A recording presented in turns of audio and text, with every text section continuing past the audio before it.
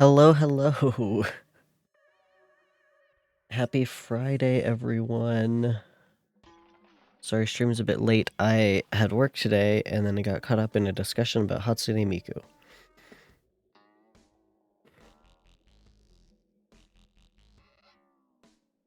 How is everyone doing? You excited for more Frankenstein?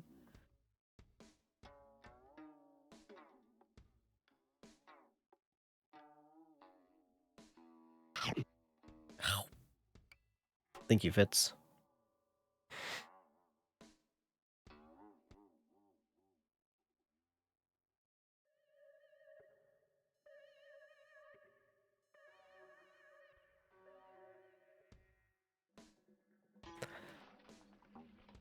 Yeah, so we will be reading more Frankenstein today. I don't know how late it'll be because I actually have work again tomorrow.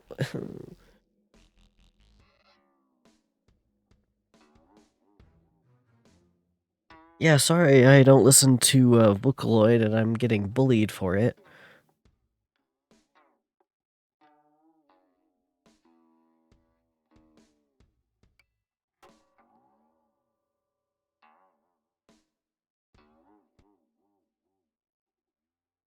It's like walking into a fandom that I've never seen the show for, and everyone's like, well, how come you didn't know this specific thing that happened?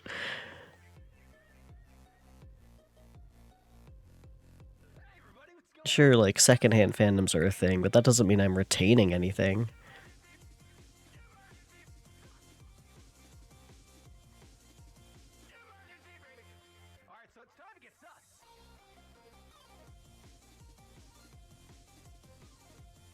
Okay, what page were we on?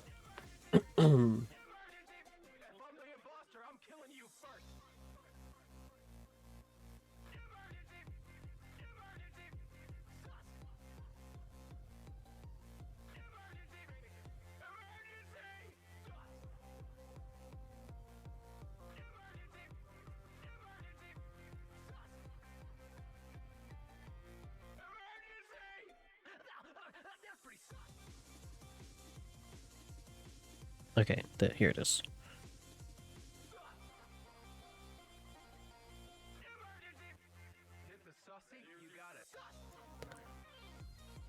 Okay, so we finished, at least in my book, the first 5 chapters. We're roughly around page 55. The PDF says page 47, so we're roughly around there if you're following along at home.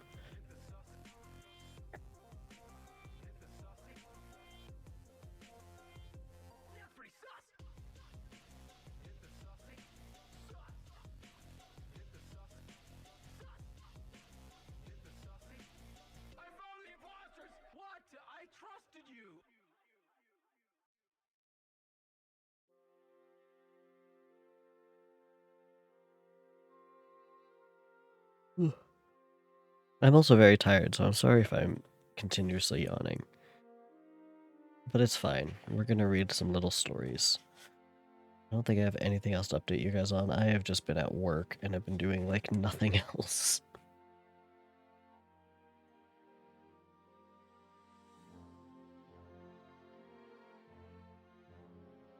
Don't you love how I always show you guys the chat briefly?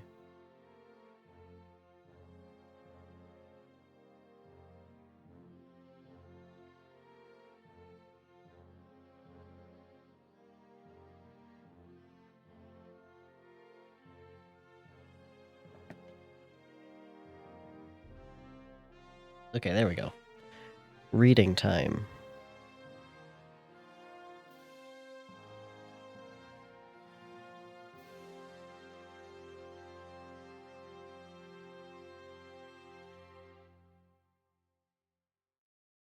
It's reading time, which means you guys get no more music.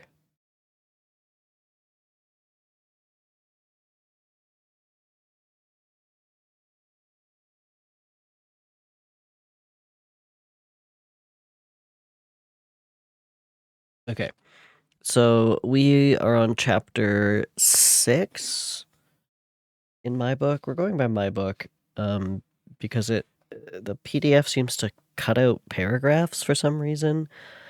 Um, but I'll be showing you guys the PDF as well because it sometimes has some interesting footnotes.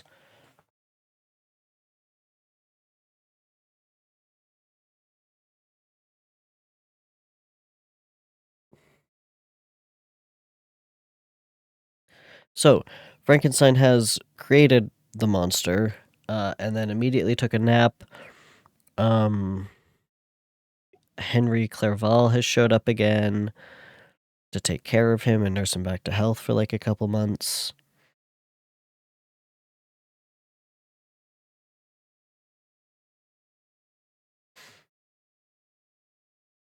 So I think that's basically where we left off. Need my lamp. Okay.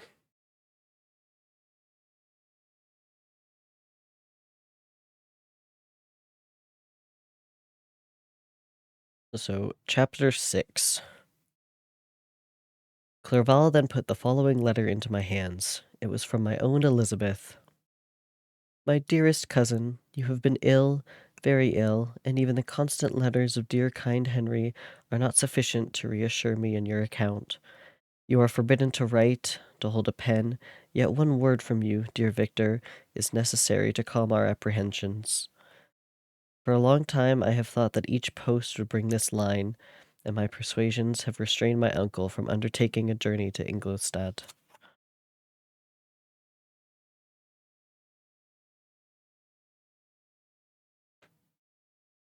Oh, this writing is even extremely different from what my book has.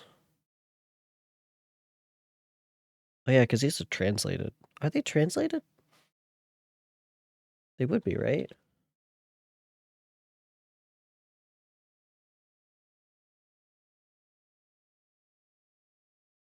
No, they're from English. Just different versions have different publications of different versions, I guess. This letter is completely different on my end.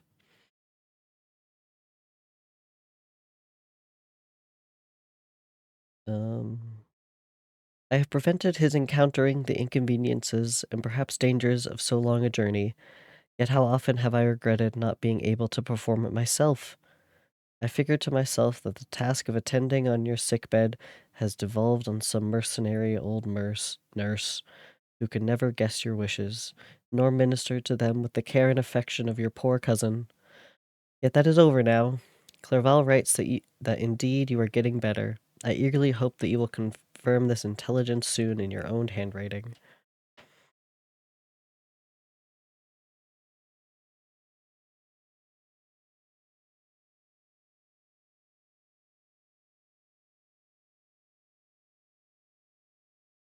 Does this hold on.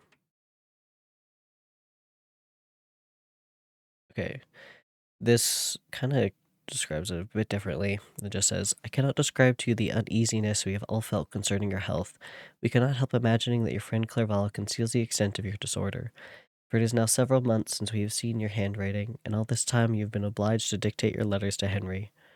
Surely, Victor, you must have been exceedingly ill, and this makes us all very wretched, as much so nearly as after the death of our dear mother.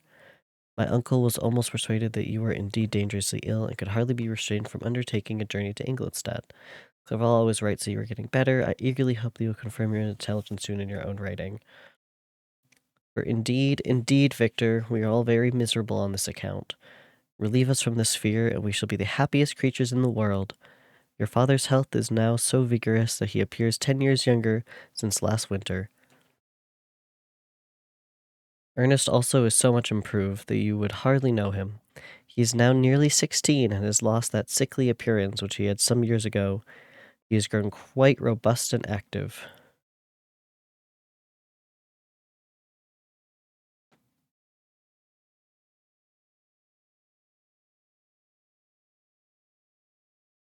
My book just says, get well and return to us. You will find a happy, cheerful home and friends who love you dearly.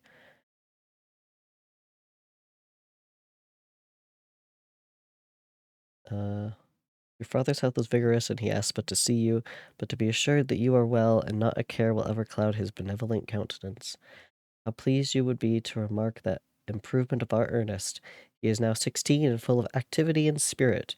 He is desirous to be a true Swiss and to enter into foreign service.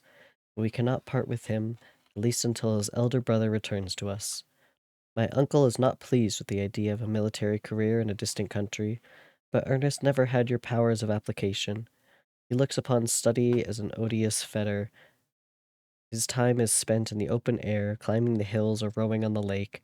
I fear that he will become an idler unless we yield to the point and permit him to enter on the profession which he has selected.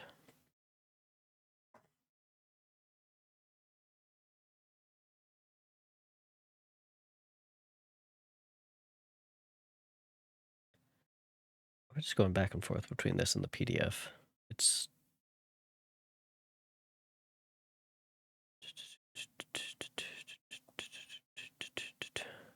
My uncle and I conversed a long time last night about what profession Ernest should follow. His constant illness when young has deprived him of the habits of application, and now that he enjoys good health, he is continually in the open air, climbing hills or rowing on the lake. I therefore propose that he should be a farmer, which you know, cousin, is a favorite scheme of mine. A farmer is a very healthy, happy life, and the least hurtful, or rather the most beneficial profession of any. My uncle had an idea of his being educated as an advocate, that through his interest he might become a judge. But besides that he is not at all fitted for such an occupation, it is certainly more creditable to cultivate the earth. Hatsune Miku Hatsune Miku Hatsune Miku Hatsune Miku Hatsune Miku Hatsune Miku Hatsune Miku Hatsune Miku Hatsune Miku Hatsune Miku.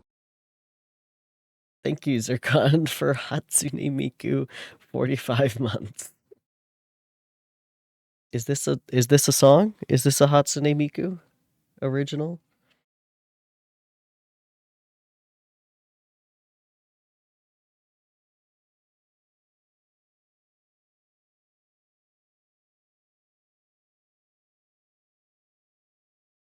Hatsune Miku original is just her saying her name 10 times. So you could get Hatsune Miku's voice to be the text to speech, right?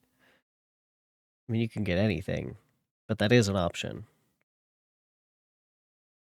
I think that would be funny for Zircon specifically.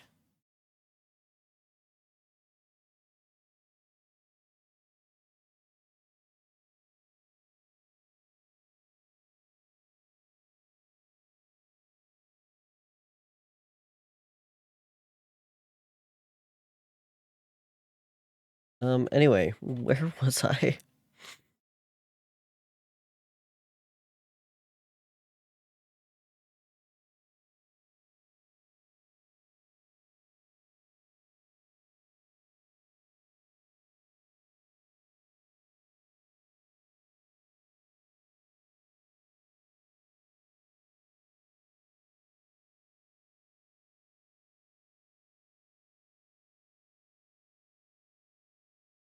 I was gonna sneeze there for a second. Okay, it's gone. For now. Um, but besides that, he is not at all fitted for such an occupation. It is certainly more creditable to cultivate the earth for the sustenance of man than to be the confidant and sometimes the accomplice of his vices, which is the profession of a lawyer. I said that the employments of a prosperous farmer, if they were not a more honorable, they were at least a happier species of occupation than that of a judge, whose misfortune it was always to meddle with the dark side of human nature. My uncle smiled and said that I ought to be an advocate myself, which put an end to the conversation on that subject.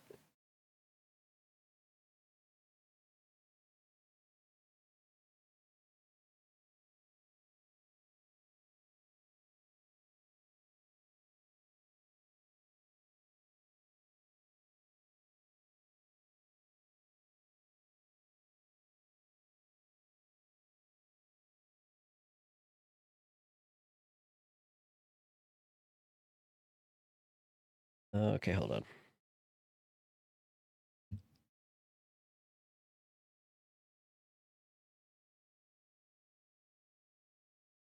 Little alteration, except the growth of our dear children, has taken place since you left us.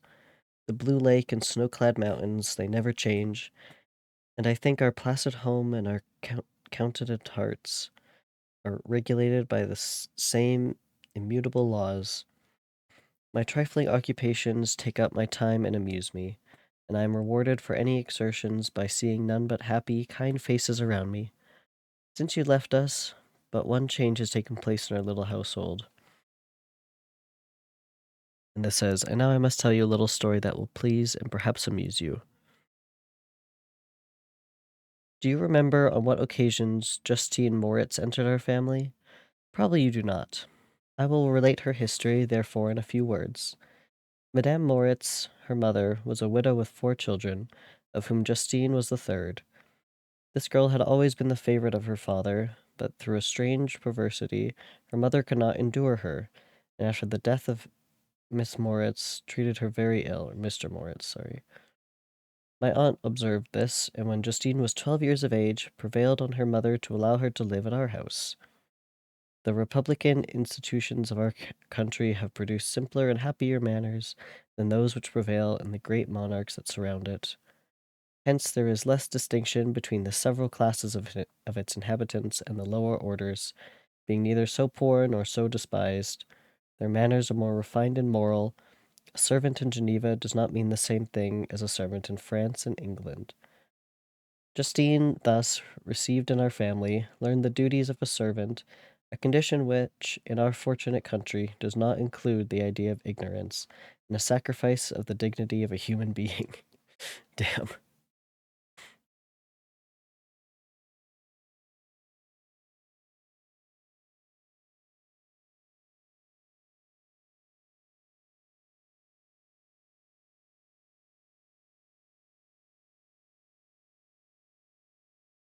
Justine, you may remember, was a great favorite of yours, and I recollect you once remarked that if you were in an ill humor, one glance from Justine could dissipate it, for the same reason that Aristo gives concerning the beauty of Angelica. She looked so frank-hearted and happy. My aunt conceived a great attachment for her, by which she was induced to give her an education superior to that which she had at first intended. This benefit was fully repaid. Justine was the most grateful little creature in the world. I do not mean that she made any professions. I never heard one pass her lips. But you could see by her eyes that she almost adored her protectress. Although although her disposition was gay and in many respects inconsiderate, yet she paid the greatest attention to every gesture of my aunt. She thought her the model of all excellence and endeavored to imitate her phraseology and manners, so that even now she often reminds me of her. We haven't met this, Justine, have we? I don't think so.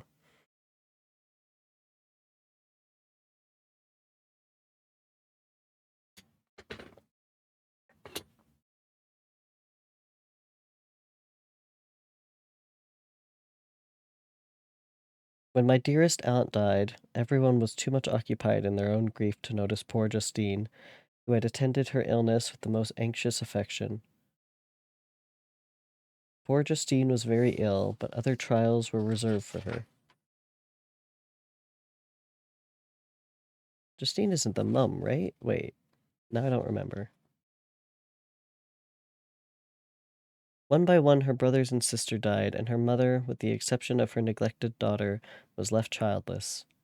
The conscience of the woman was troubled. She began to think that the deaths of her favorites were a judgment from heaven to chastise her partiality. She was a Roman Catholic, and I believe her confessor confirmed the idea which she had conceived. Accordingly, a few months after your departure for Ingolstadt, Justine was called home by her repentant mother. Poor girl, she wept when she quitted our house. She was much altered since the death of my aunt.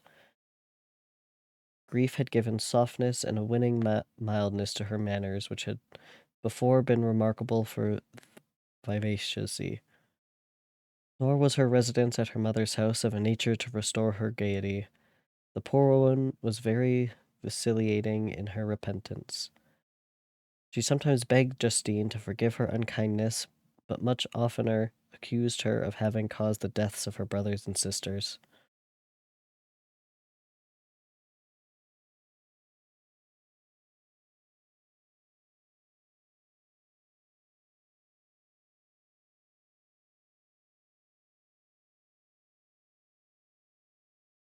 Perpetual fretting at a length threw Madame Moritz into a decline, which at first increased her irritability, but she is now at peace forever. She died on the first approach of cold weather at the beginning of this last winter.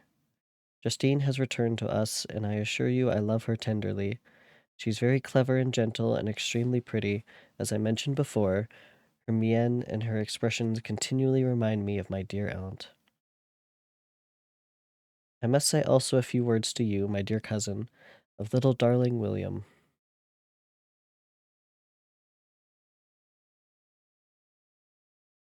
I wish you could see him. He's very tall of his age, with sweet laughing blue eyes, dark eyelashes, and curling hair.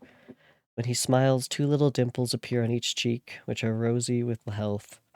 He has already had one or two little wives, but Louisa Byron is his favorite, a pretty little girl of 5 years of age. Now, dear Victor, I dare say you wish to be indulged in a little gossip concerning the good people of Geneva. The pretty Miss Mansfield has already received the congratulatory visits on her approaching marriage with a young Englishman, John Melbourne, Esquire. Her ugly sister, Menon, married Mr. Duvallard, the rich banker, last autumn. Your favorite schoolfellow, Louise Menor, has suffered misfortunes since the departure of Clerval from Geneva, but he has already recovered his spirits and is reported to be on the point of marrying a very lively, pretty Frenchwoman. Madame Tavernier. She is a widow and much older than Manoir, but she is very much admired and a favorite with everybody.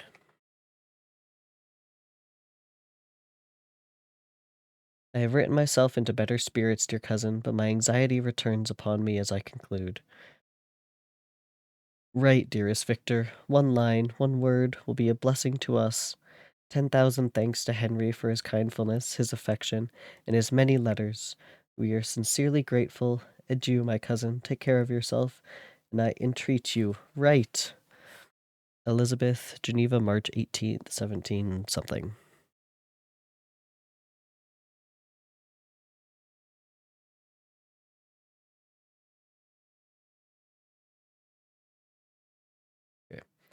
Dear, dear Elizabeth, I exclaimed when I read her letter, I will write instantly and relieve them from the anxiety they must feel. I wrote, and this exertion greatly fatigued me, but my convalescence had commenced and proceeded regularly. In another fortnight I was able to leave my chamber. One of my first duties on my recovery was to introduce Clerval to the several professors of the university. In doing this I underwent a kind of rough usage, ill befitting the wounds that my mind has sustained. Ever since that fatal night, the end of my labors and the beginning of my misfortunes, I had conceived a violent antipathy. Antipathy? A violent antipathy, even to the name of the natural philosophy. When I was otherwise quite restored to health, the sight of a chemical instrument would renew all the agony of my nervous symptoms. Henry saw this and had removed all my apparatus from my view. He had also changed my apartment, for he perceived that I had acquired a dislike for the room which had previously been my laboratory. But these cares of Clerval were made of no avail when I visited the professors. Mr. Waldman inflicted torture when he praised, with kindness and warmth, the astonishing progress I had made in the sciences.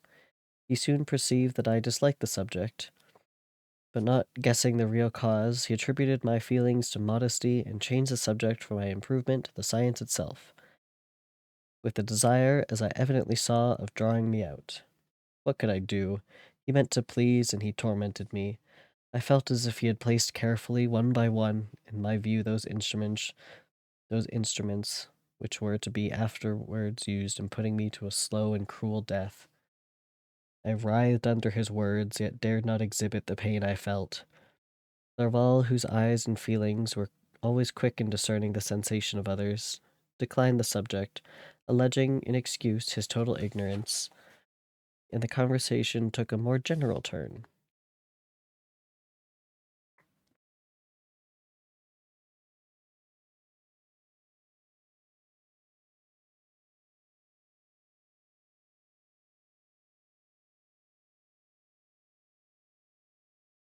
What does it say?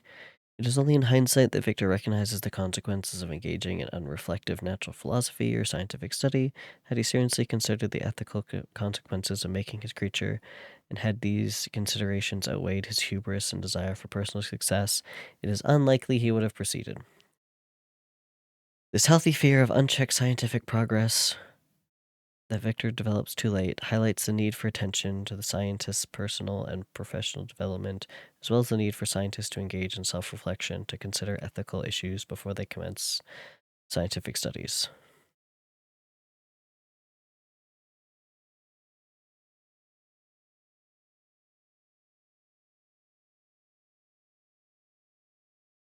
Maintaining his secret and keeping positive human interactions causes Victor distress, but his failure to have positive interactions with the creature causes the creature distress as well. The challenge not to allow feelings to be visible in normal bodily reactions is immense. Cultural systems see emotions as embodied. From shortly after birth, infants are able to read approval and disapproval on their parents' faces.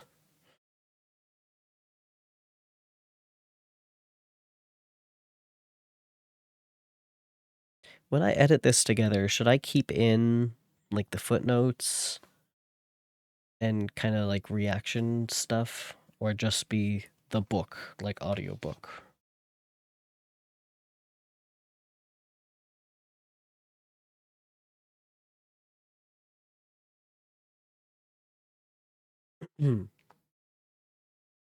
I thanked my friend from my heart, but I did not speak.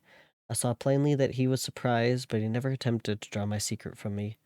And although I loved him with a mixture of affection and reverence that knew no bounds, and I could never persuade myself to confide to him the extent which was so often present to my recollection, but which I feared the detail to another would only impress more deeply.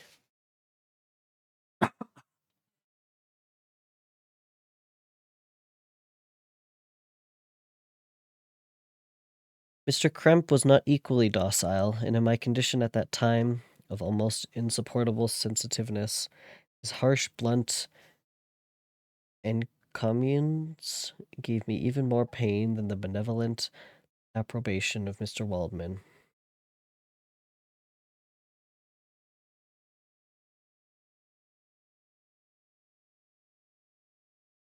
I don't know how to pronounce this. It's just D/N. Dun? Don the Fellow? Don the Fellow, cried he. Why, Mr. Clerval, I assure you he has outstripped us all. Ay, stare if you please, but it is nevertheless true.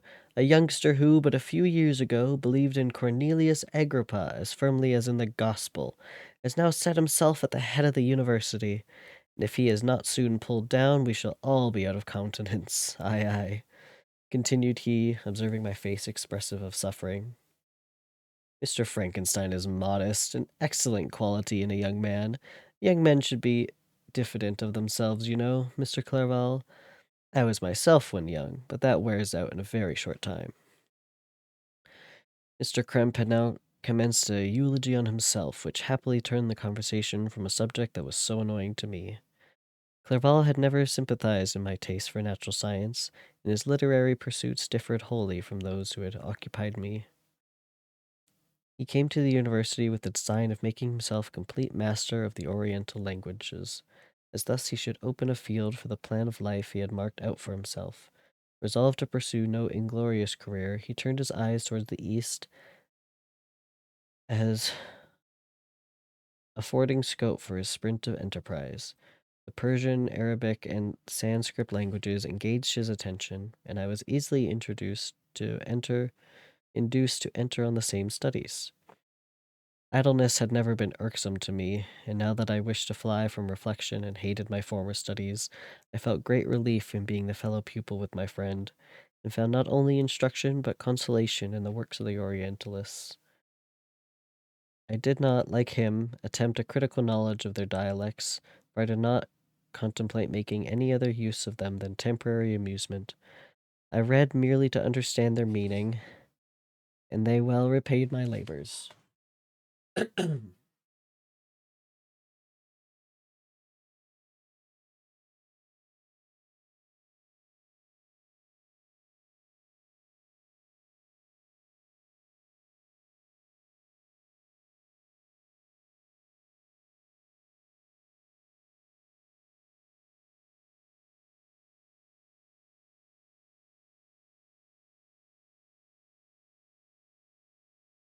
Okay, this also has a little bit of extra on the PDF. Clerval was no natural philosopher. His imagination was too vivid for the minutiae of science. Languages were his principal study, and he sought, by acquiring their elements, to open a field for self-instruction on his return to Geneva. Persian, Arabic, and Hebrew gained his attention after he had made himself perfectly master of Greek and Latin.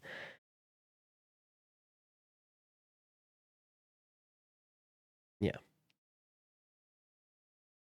Their melancholy is soothing and their joy elevating, to a degree I had never expressed in studying the authors of any other country. When you read their writings, life appears to consist in a warm sun and a garden of roses, and the smiles and frowns of a fair enemy, and the fire that consumes your own heart.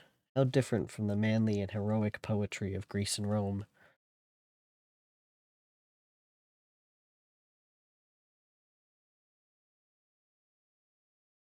Victor's observation about Clerval underscores the romantic interest in the problem of the degree of imaginative power necessary to the arts versus the sciences.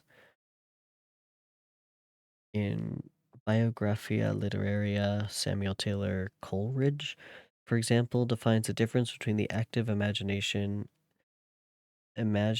act, and the fancy, the recounting of a memory that may be altered or extended, but that is always passive. Clerval is described as having too much imagination for science because imagination is defined as in opposite to details. Yet earlier, Victor has detailed his belief that his attraction to science comes in part from his visionary quality. This apparent contradiction in Victor's position, which may be Mary's way of showing the character's limitations, remains unresolved. However, it is notable that by the 1831 edition, this point about the imagination being too vivid for science had been omitted. Oh,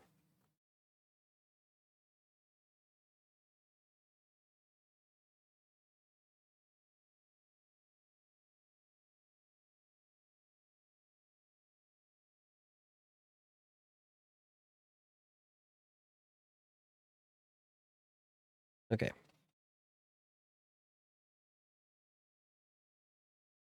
Summer passed away in these occupations, and my return to Geneva was fixed for the latter end of autumn. But being delayed by several accidents, winter and snow arrived, the roads were deemed impassable. My journey was delayed until the ensuing spring. I felt this delay very bitterly, for I longed to see my native town and my beloved friends. My return had only been delayed so long from an unwillingness to leave Clerval in a strange place before he had become acquainted with any of its inhabitants.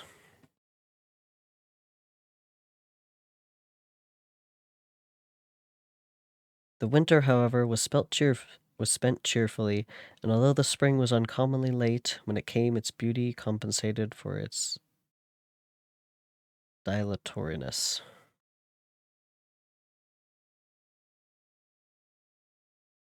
The month of May had already commenced, and I expected the letter daily which was to fix the date of my departure. When Henry proposed a pedestrian tour of the environs of Ingolstadt, that I might bid a personal farewell to the country I had so long inhabited, I acceded with pleasure to this proposition. I was fond of exercise, and Clerval had always been my favorite companion in the rambles of this nature that I had taken along the scenes of my native country. We passed a fortnight in these perambulations. My health and spirits had long been restored, and they gained additional strength from the salubrious air I breathed, the natural incidents of our progress, and the conversation of my friend. Study had before secluded me from the intercourse of my fellow creatures, and rendered me unsocial, but Clerval called forth the better feeling of my heart. He again taught me to love the aspect of nature and the cheerful faces of children. Excellent friend, how sincerely did you love me and endeavor to elevate my mind until it was on a level with your own. A selfish pursuit had cramped and narrowed me until your gentleness and affection warmed and opened my senses. They went out on the town and picked up girls. That's what happened.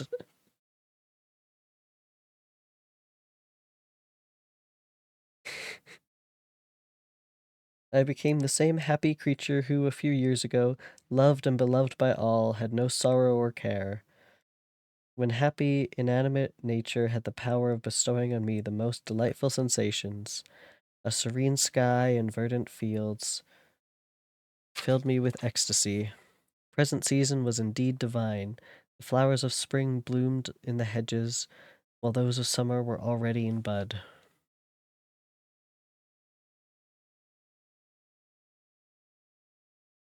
I was undisturbed by thoughts which during the preceding year had pressed upon me, notwithstanding my endeavors to throw them off with an invincible burden. Henry rejoiced in my gaiety and sincerely sympathized in my feelings. He exerted himself to amuse me while he expressed the sensations that filled his soul. The resources of his mind on this occasion were truly astonishing. His conversation was full of imagination, and very often in imitation of the Persian and Arabic writers. He invented tales of wonderful fancy and passion.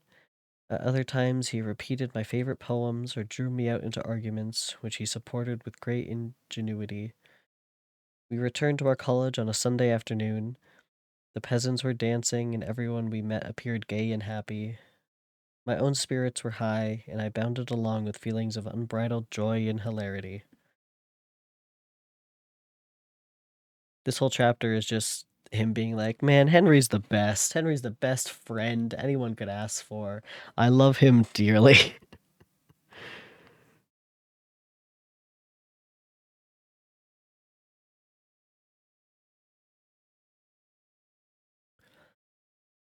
Okay, chapter 7.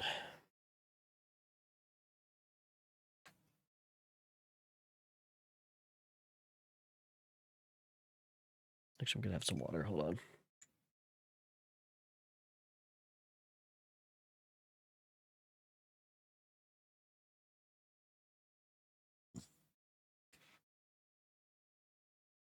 On my return, I found the following letter from my father. My dear Victor, you've probably waited impatiently for a letter to fix the date of your return to us, and I was at first tempted to write only a few lines, merely mentioning the day on which I should expect you. But that would be a cruel kindness, and I dare not do it.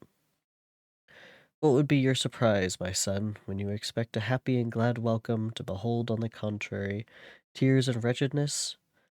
And how, Victor, can I relate our misfortune? Absence cannot have rendered you callous to our joys and griefs, and how shall I inflict pain on my long absent son? I wish to prepare you for the woeful news, but I know it is impossible. Even now your eye skims over the page to seek the words which are to convey you with this horrible tidings. William is dead! That sweet child whose smiles delighted and warmed my heart, who was so gentle yet so gay. Victor, he is murdered! I will not attempt to console you, but I will simply relate the circumstances of the last transaction. What? Halfway through this, I was about to be like, this is like my mom texting me literally today. And it did not. It took a turn, actually.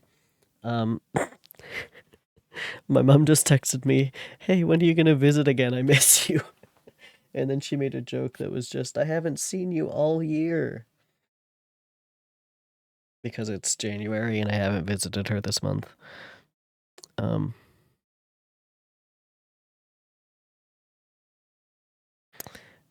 My mother did not, in fact, inform me that someone had died, so that's good.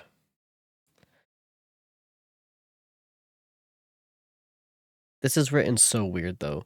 William is dead!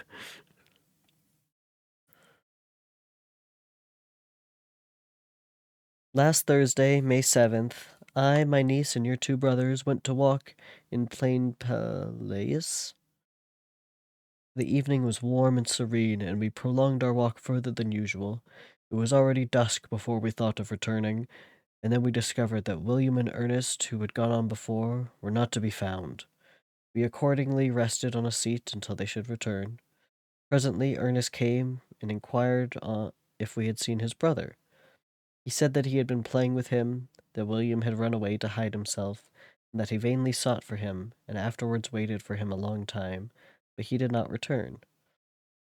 This account rather alarmed us, and we continued to search for him until night fell, when Elizabeth conjectured that he might have returned to the house. He was not there. We returned again with torches, for I could not rest when I thought that my sweet boy had lost himself, and was exposed to all the damps and dews of night.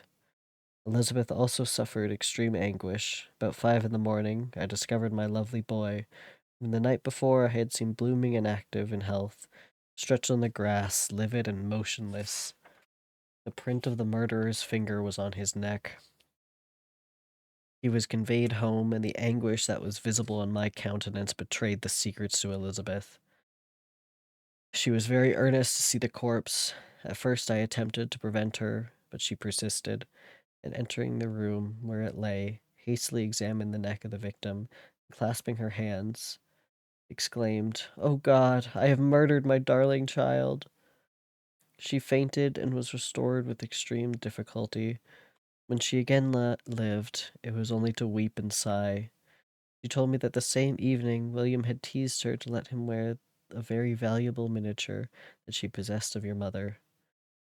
This picture is gone, and was doubtless the temptation which urged the murderer to the deed. We have no trace of him at present, although our exertions to discover him are unremitted, but they would not restore my beloved William. Come, dearest Victor, you alone can console Elizabeth. She weeps continually and accuse herself unjustly as the cause of this death. Her words pierce my heart. We are all unhappy, but will not that be an additional motive for you, my son, to return and be our comforter? Your dear mother, alas, Victor, I now say, thank God she did not live to witness the cruel, miserable death of her youngest darling.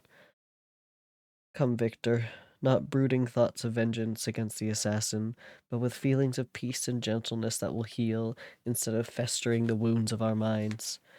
Enter the house of mourning, my friend, but with kindness and affection for those who love you, and not with hatred for your enemies. Your affectionate and afflicted father, Alphonse Frankenstein. Gee, I wonder. I wonder who.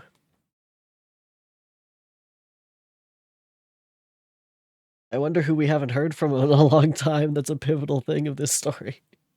I wonder who could have possibly killed William and stolen a photo of Frankenstein's mother.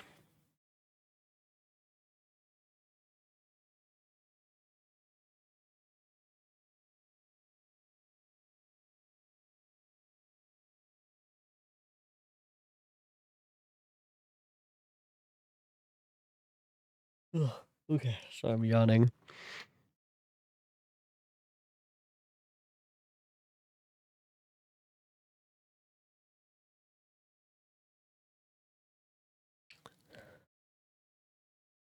Clerval, who had watched my countenance as I read this letter, was surprised to observe the despair that succeeded to the joy I at first expressed on receiving news from my friends.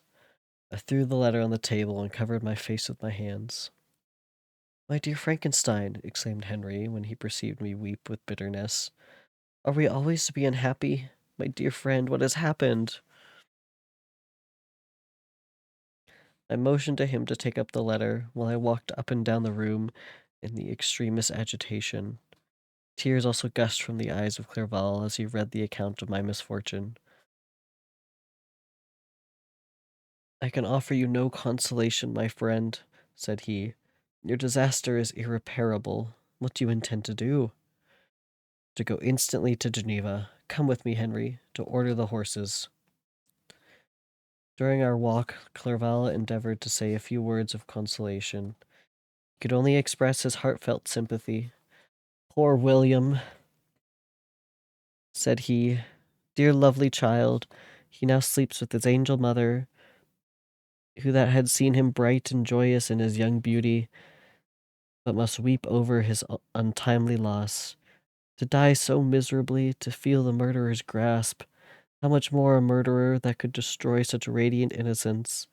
Poor little fellow, one only consolation have we. His friends mourn and weep, but he is at rest. The pang is over, his sufferings are at an end forever. A sod covers his gentle form, and he knows no pain. He can no longer be a subject for pity. We must reserve that for his miserable survivors. Jeez.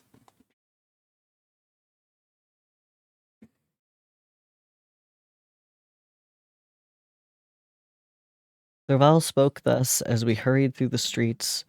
The words impressed themselves on my mind, and I remembered them afterwards in solitude. But now, as soon as the horses arrived, I hurried into a chair. Cabriolet? Cabriolet? Is that like a type of chariot? Hold on.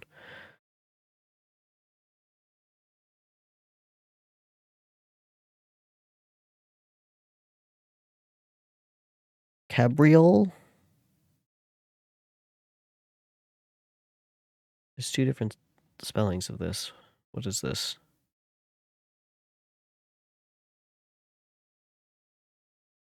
Cabriolet is.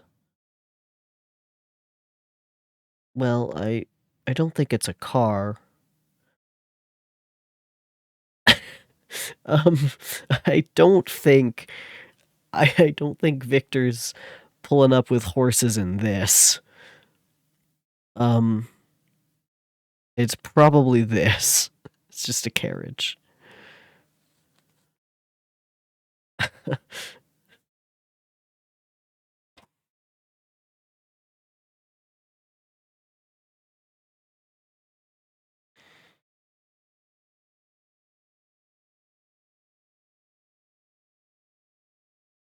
This also says those maxims of the Stoics that death was no evil, and that the mind of a man ought to be superior to despair on the eternal absence of a beloved object, ought not to be urged. Even Cato wept over the dead body of his brother. Who's Cato? Is that Greek? Cato the Younger, Roman senator during the late Republic. Not the clothing company. Cause of death, suicide. Oh, opposition to Julius Caesar.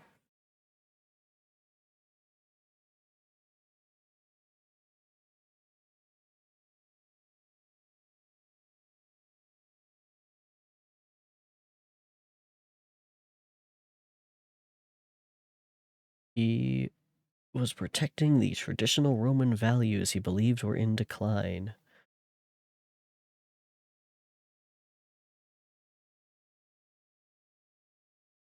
Ooh, there's a statue of him in the Louvre. This is Cato. This is who he's referencing.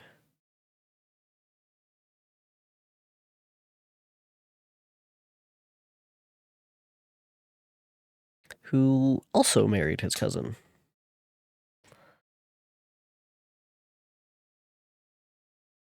He volunteered to fight against Spartacus.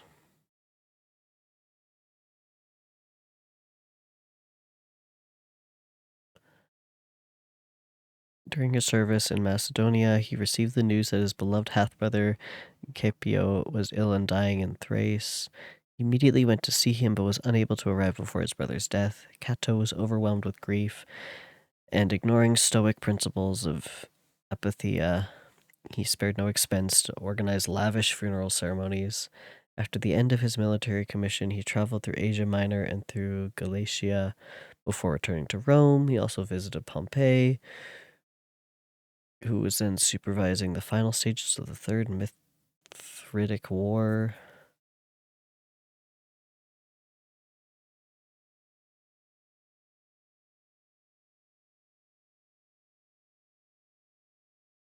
Oh well, there's a lot. Oh my goodness.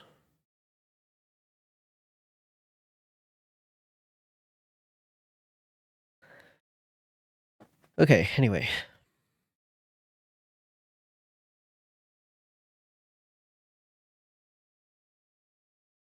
The bell spoke as we hurried through the streets. The words impressed themselves upon my mind, and I remembered them afterwards in solitude. But now, as soon as the horses arrived, I hurried into a cabriolet and bade farewell to my friend. My journey was very melancholy. At first I wished to hurry on, for I longed to console and sympathize with my loved and sorrowing friends. But when I drew near my native town, I slackened my progress. I could hardly sustain the multitude of feelings that crowded into my mind. I passed through scenes familiar to my youth, but which had not seen for nearly 6 years. How altered everything might be during that time. One sudden and desolating change had taken place, but 1,000 little circumstances might have by degrees worked other alterations, which, although they were done more tranquilly, might not be less decisive. Fear overcame me. I dared not advance, dreading 1,000 nameless evils that made me tremble, although I was unable to define them. I remained 2 days at Lausanne in this painful state of mind. I contemplated the lake. The waters were placid, all around was calm. The snowy mountains, the palaces of nature were not changed. By degrees, the calm and heavenly scene restored me, and I continued my journey towards Geneva. When he says I contemplated the lake, that either means he was looking at the lake and he kind of was like connecting with nature, feeling better about himself, or I initially read it as I contemplated jumping into the lake and drowning. Not exactly sure what he meant there, honestly.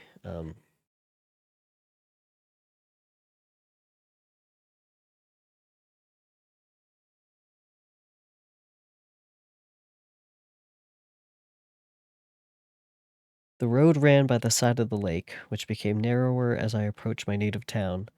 I discovered more distinctly the black sides of Jura and the bright summit of Mount Blanc. I wept like a child. Dear mountains, my own beautiful lake, how do you welcome your wanderer? Your summits are clear, the sky and lake are blue and placid. Is this to prognostic peace, or to mock all my unhappiness? I fear, my friend, that I shall render myself tedious by dwelling on these preliminary circumstances, but they were days of comparative happiness, and I think of them with pleasure. My country, my beloved country, who but a native can tell the delight I took from again beholding thy streams, thy mountains, and more than all, thy lovely lake.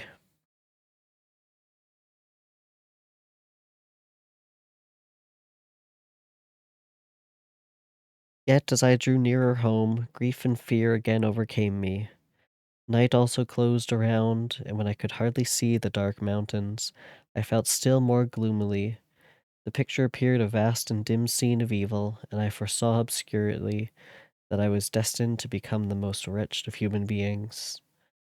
Alas, I prophesied truly, and failed only in one single circumstance, that in all the misery I imagined and was dreaded, I did not conceive the 100th part of the anguish I was destined to endure. It was completely dark when I arrived in the environs of Geneva.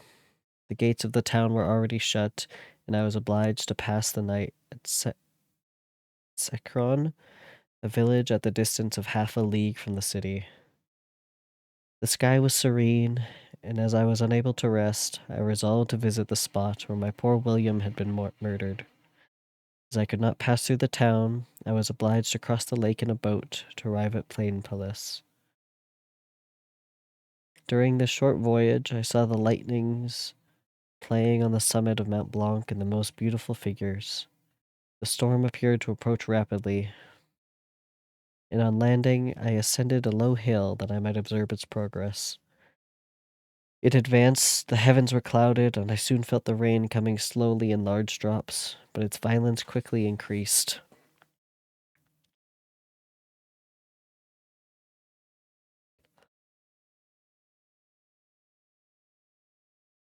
Oh, wait, footnote. Victor links his feelings of foreboding to the romantic notion of the sublime, combining that era's captivation with the immense beauty of the natural world with the perception of its dangers and a willingness to entertain the possibility of personal annihilation.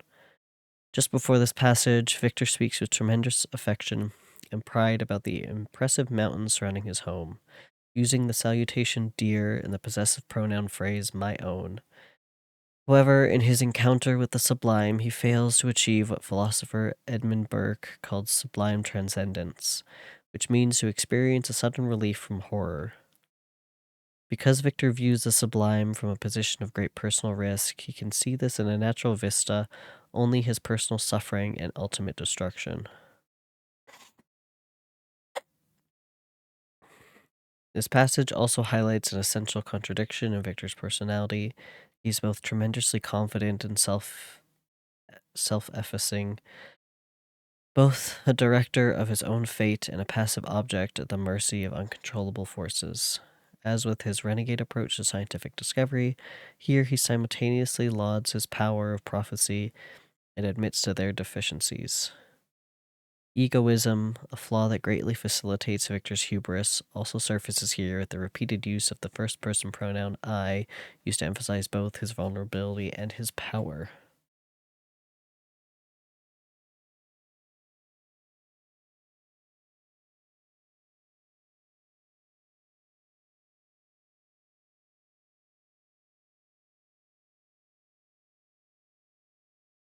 I quitted my seat and walked on, although the darkness and storm increased every minute, and the thunder burst with a terrific crash over my head.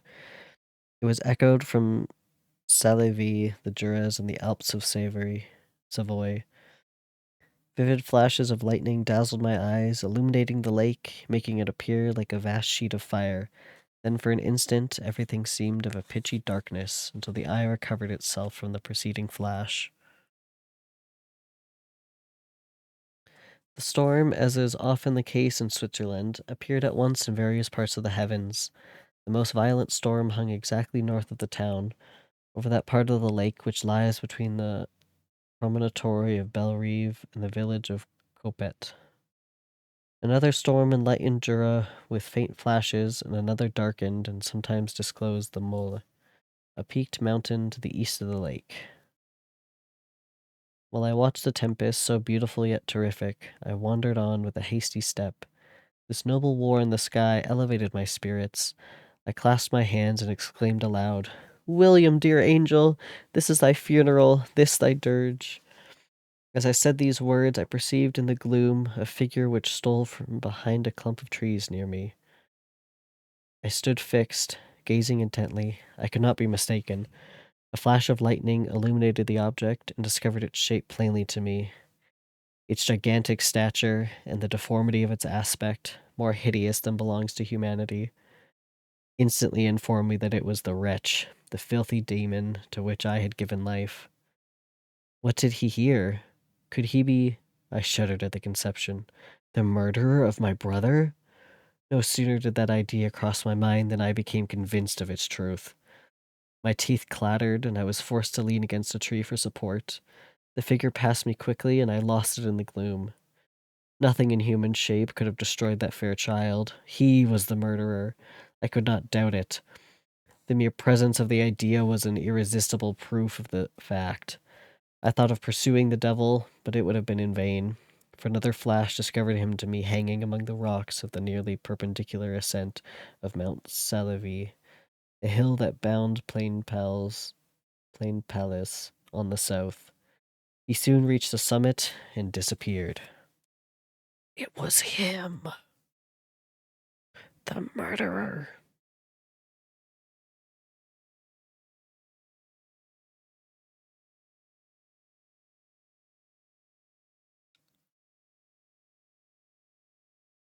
Ugh.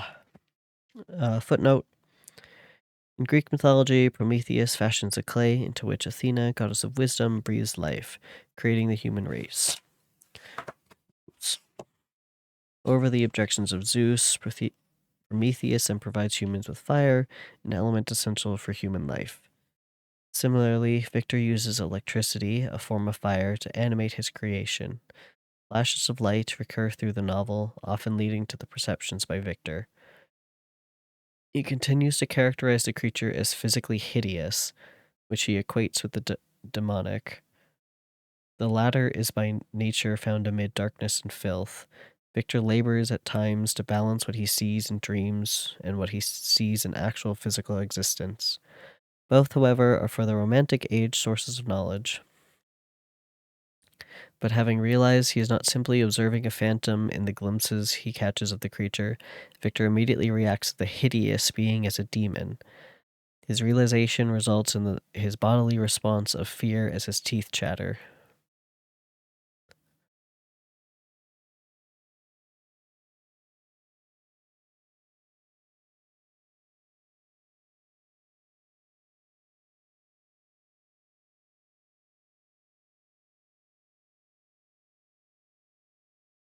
I remained motionless. The thunder ceased, but the rain still continued, and the scene was enveloped in an impenetrable darkness.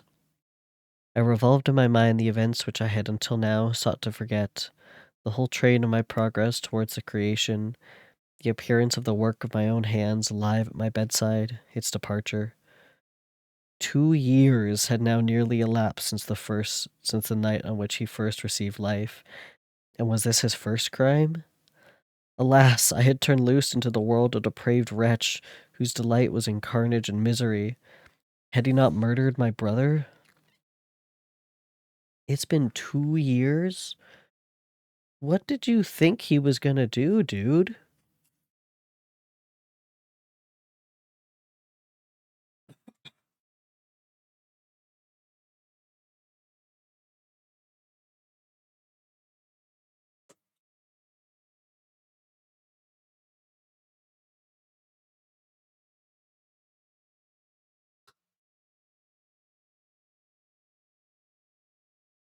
No one can convince the anguish I suffered during the remainder of the night, which I spent cold and wet in the open air. But I did not feel the inconvenience of the weather. My imagination was busy in scenes of evil and despair.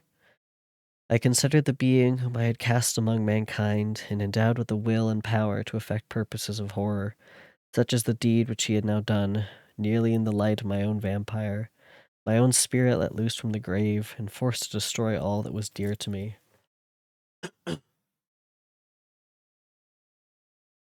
Day dawned, and I directed my steps towards the town. The gates were open, and I hastened to my father's house. My first thought was to discover what I knew of the murderer, and cause instant pursuit to be made. But I paused when I reflected on the story that I had to tell. A being whom I myself had formed and endued with life had met me at midnight among the precipices of an inaccessible mountain. I remembered also the nervous fever with which I had been seized just at the time that I dated my creation, and which would give an air of delirium to a tale otherwise so utterly improbable. I well knew that if any other had communicated such a relation to me, I should have looked upon it as the ravings of insanity. Besides, the strange nature of the animal would elude all pursuit, even if I were so far credited as to persuade my relatives to convince it. And then of what use would be pursuit? Who could arrest a creature capable of scaling the overhanging sides of Mount Salavi? These reflections determined me, and I resolved to remain silent. It was about 5 in the morning when I entered my father's house. I told the servants not to disturb the family, and went into the library to attend their usual hour of rising.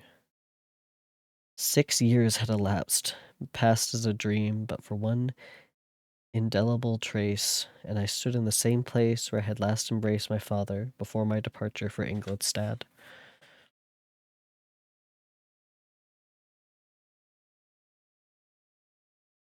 Beloved and vulnerable parent, he still remained to me. I gazed on the picture of my mother, which stood over the mantelpiece. It was a historical subject, painted at my father's desire, and represented Caroline Beaufort in an agony of despair, kneeling by the coffin of her dead father. Sorry, what? His dad got a painting of his wife when they first met, which was when she was at her father's coffin. Sure, that's normal. Her garb was rustic and her cheek pale, but there was an air of dignity and beauty that hardly permitted the sentiment of pity. Below this picture was a miniature of William, and my tears flowed when I looked upon it. While I was thus engaged, Ernest entered. He had heard me arrive and hastened to welcome me. He expressed a sorrowful delight to see me. "Welcome, my dearest Victor," said he. "Ah, I wish you had come 3 months ago, and then you would have found us all joyous and delighted. You come to us now to share a misery which nothing can alleviate. Yet your presence will, I hope, revive our father, who seems sinking under his misfortune, and your persuasions will induce poor Elizabeth to cease her vain and tormenting self-accusations. Poor William, he was our darling and our pride."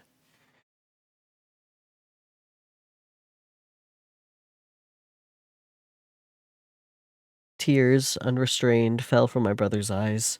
A sense of mortal agony crept over my frame.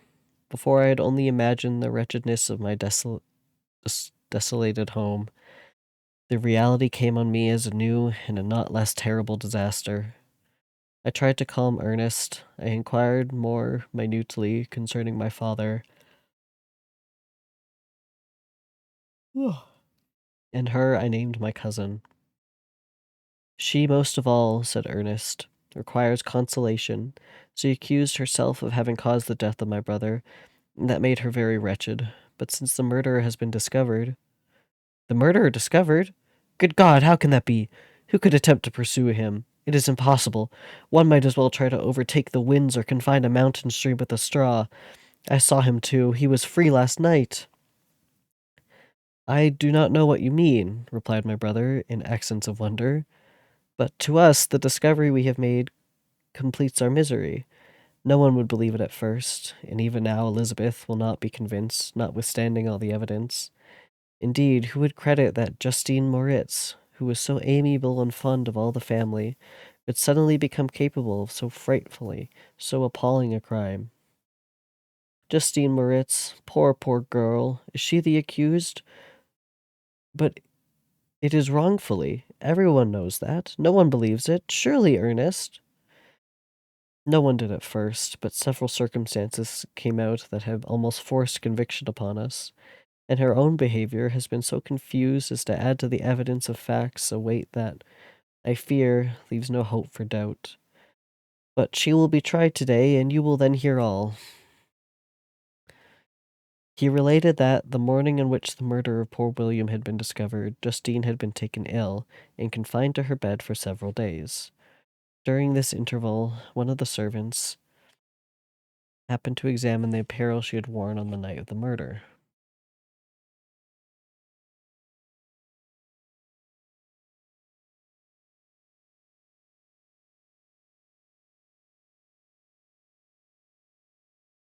Had discovered in her pocket a picture of my mother, which had been judged to be the temptation of the murderer. The servant instantly showed it to one of the others, who, without saying a word to any of the family, went to a magistrate, and upon their deposition, Justine was apprehended. On being charged with the fact, the poor girl confirmed the suspicion in a great measure by her extreme confusion of manner.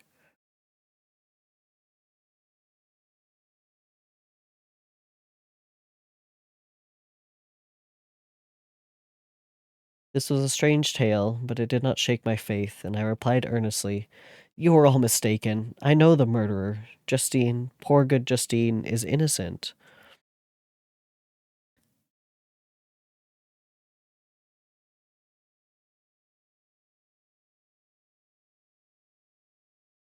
Hold on. There's discrepancies.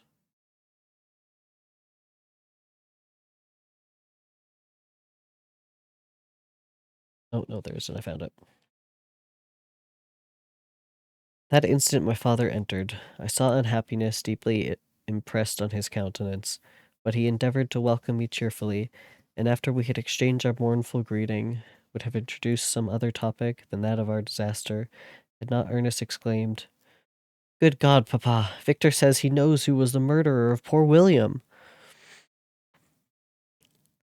"We do also, unfortunately," replied my father, "for indeed I had rather have been forever ignorant than have discovered so much depravity and ingratitude in one I valued so highly. My dear father, you are mistaken. Justine is innocent. If she is, God forbid that she should suffer as guilty. She is to be tried today, and I sincerely hope, that she will be acquitted." This speech calmed me. I was firmly convinced in my own mind that Justine, and indeed every human being, was guiltless of this murder.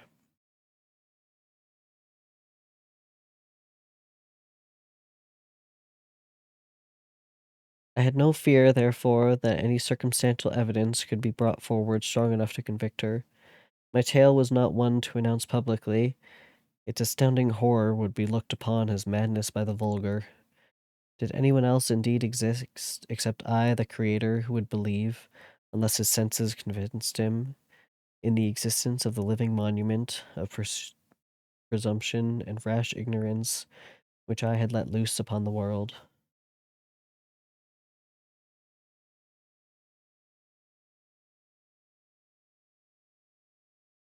I calmed myself, expecting the trial with eagerness, but without prognosticating an evil result. We were soon joined by Elizabeth. Time had altered her since I last beheld her. It had endowed her with loveliness surpassing the beauty of her childish years. Hey, what do you mean by that? Mm-mm, mm-mm, don't like that. There was the same candor, the same vivacity, but it was allied to the expression more full of sensibility and intellect. Oh, of course, she's grown smarter. That's what you meant. She welcomed me with greatest affection. "Your arrival, my dear cousin," said she, "fills me with hope. You perhaps will find some means to justify my poor guiltless Justine. Alas, who is safe, if she be convicted of crime? I rely on her innocence as certainly as I do upon my own. Our misfortune is doubly hard to us. We have not only lost that lovely darling boy, but this poor girl, whom I sincerely love, is to be torn away by even a worse fate. If she is condemned, I shall know I never shall know joy more. But she will not, I am sure she will not, and then I shall be happy again, even after the sad death of my little William."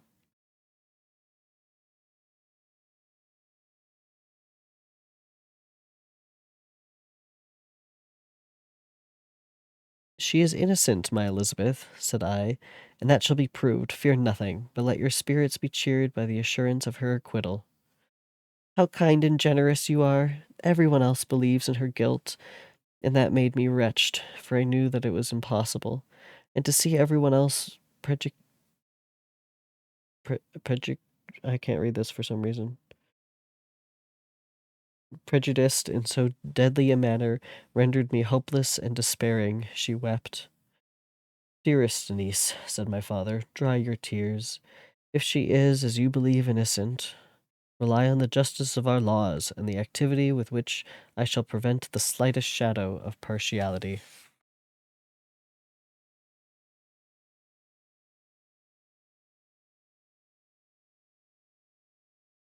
We are now at chapter 8. We're gonna have some water. I'm also gonna stretch. Oof.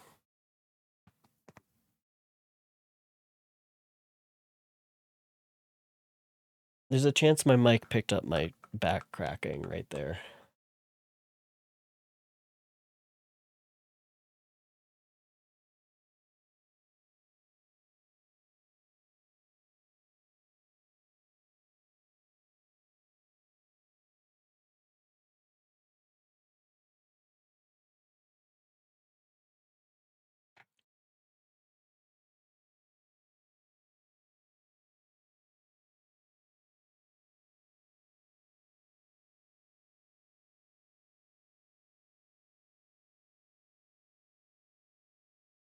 Okay.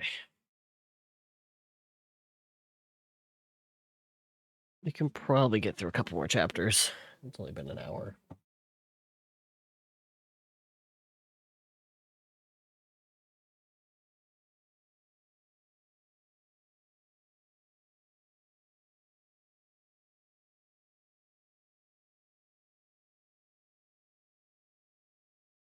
Okay, chapter 8, even though this does not say chapter 8, but that's where I'm going.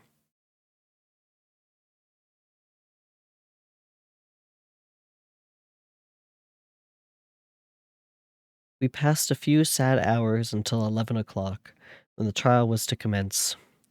My father and the rest of the family being obliged to attend as witnesses, I accompanied them to court. During the whole of this wretched mockery of justice, I suffered living torture. It was to be decided whether the result of my curiosity and lawless devices would cause the death of my fellow beings. One a smiling babe, full of innocence and joy, the other far more dreadfully murdered, with every aggravation of infamy that could make the murderer memorable in horror. Justine also was a girl of merit, and possessed qualities which promised to render her life happy. Now all was to be obliterated in an ignominious grave, and I the cause. 1,000 times rather would I have confessed myself guilty of the crime ascribed to Justine, but I was absent when it was committed, and such a declaration would have been considered as the ravings of a madman, and would not have exculpated her who suffered through me. Hold on, I want to search something up really quick, just for clarity.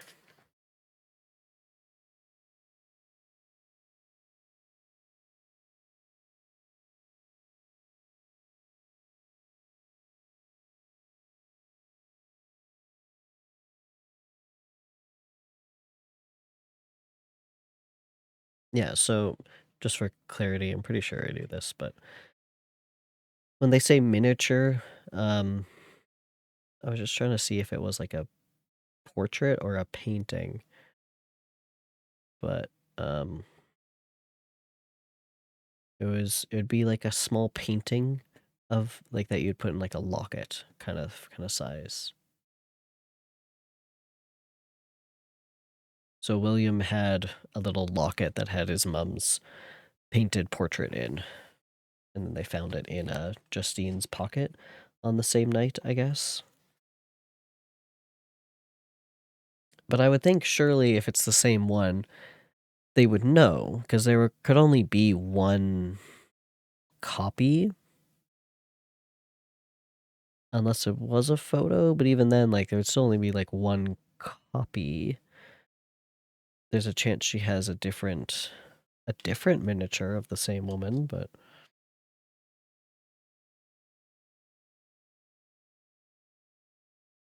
anyway, 1,000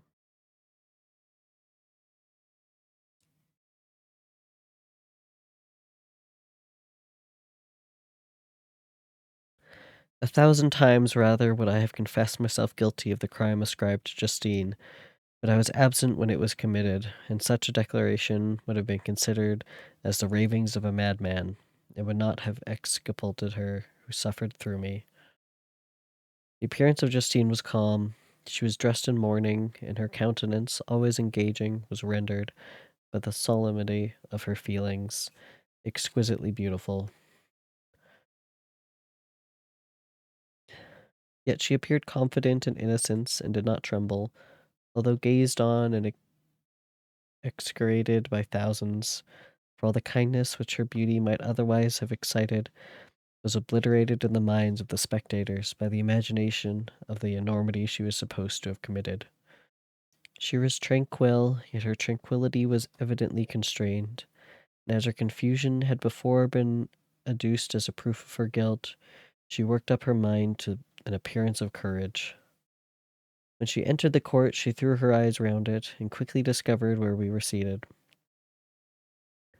A tear seemed to dim her eye when she saw us, but she quickly recovered herself, and a look of sorrowful affection seemed to attest her utter guiltlessness.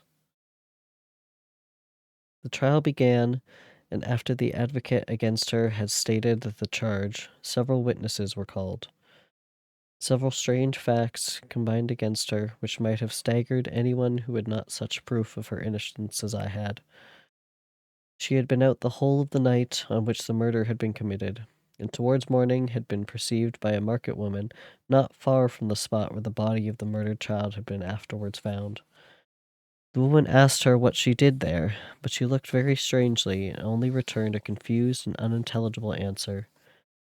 She returned to the house about 8 o'clock, and when one inquired where she had passed the night, she replied that she had been looking for the child and demanded earnestly if anything had been heard concerning him.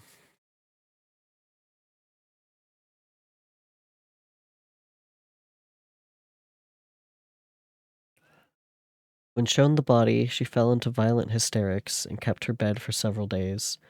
The picture was then produced, which the servant had found in her pocket, and when Elizabeth, in a faltering voice, proved that it was the same which an hour before the child had been missed, she had placed around his neck, a murmur of horror and indignation filled the court. Justine was called on for her defense. As the trial proceeded, her countenance had altered. Surprise, horror, and misery were strongly expressed. Sometimes she struggled with her tears. When she was desired to plead, she collected her powers and spoke in an audible, although variable voice.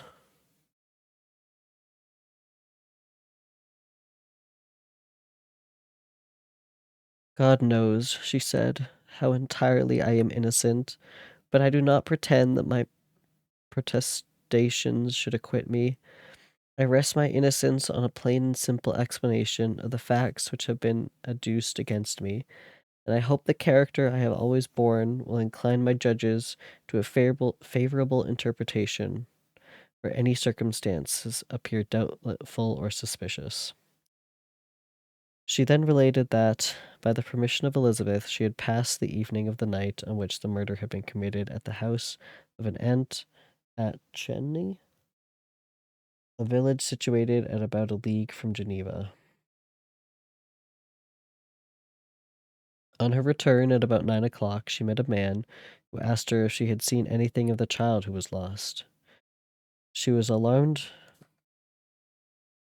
by his account and passed several hours in looking for him. When the gates of Geneva were shut, she was forced to remain several hours of the night in a barn belonging to a cottage, being unwilling to call up the inhabitants, to whom she was well known. Most of the night she spent here watching. Towards morning she believed that she slept for a few minutes. Some steps disturbed her and she awoke. It was dawn and she quitted her asylum, that she might again endeavor to find my brother. If she had gone near the spot where his body lay, it was without her knowledge. That she had been bewildering with question by the market woman was not surprising, since she had passed a sleepless night, and the fate of poor William was yet uncertain. Concerning the picture, she could give no account.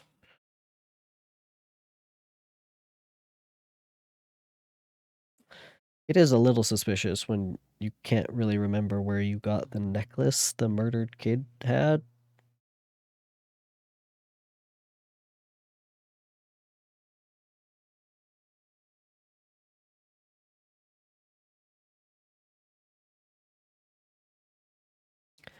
I know, continued the unhappy victim, how heavily and fatally this one circumstance weighs against me, but I have no power of explaining it. And when I have expressed my utter ignorance, I am only left to conjecture concerning the probabilities by which it might have been placed in my pocket. But here also I am checked. I believe that I have no enemy on earth, and none surely would have been so wicked as to destroy me wantonly. Did the murderer place it there? I know of no opportunity afforded him for doing so. Or if I had, why should he have stolen the jewel to part with it again so soon? I commit my cause to the justice of the judges, yet I see no room for hope. I beg permission to have a few witnesses examining concerning my character, and if their testimony shall not outweigh my supposed guilt, I must be condemned, although I would pledge my salvation on my innocence.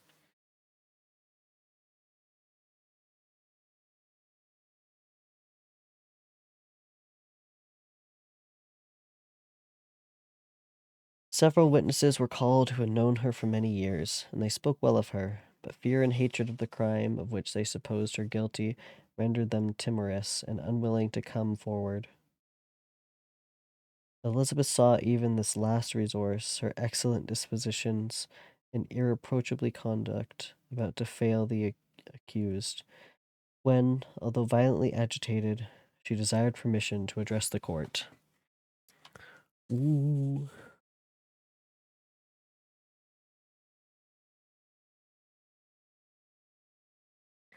I am, said she, the cousin of the unhappy child who was murdered, or rather his sister.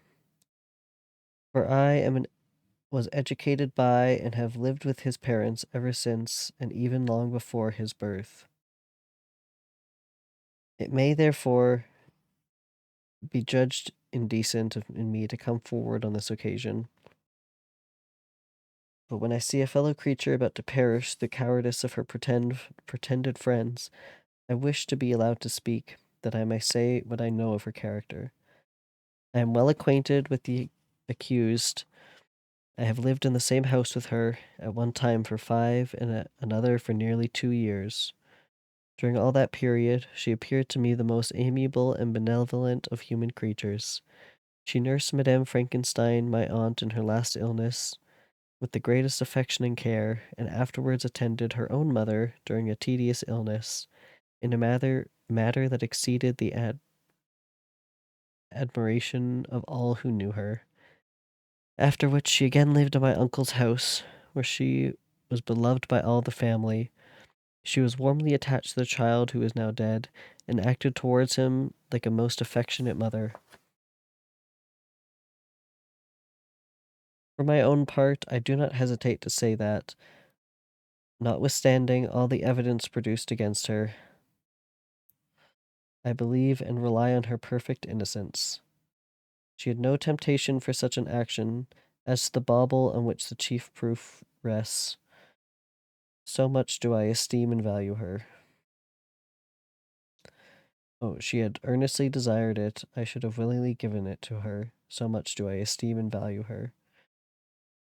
A murmur of approbation followed Elizabeth's simple and powerful appeal, but it was excited by her generous interference and not in favor of poor Justine, on whom the public indignation was turned with renewed violence, charging her with the blackest ingratitude. She herself wept as Elizabeth spoke, but she did not answer. My own agitation and anguish was extreme during the whole trial. I believed in her innocence. I knew it.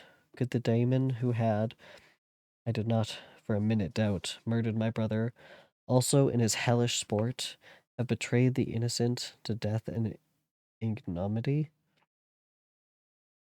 I could not sustain the horror of my situation, but when I perceived that the popular voice and the countenances of the judge had already condemned my unhappy victim, I rushed out of the court in agony.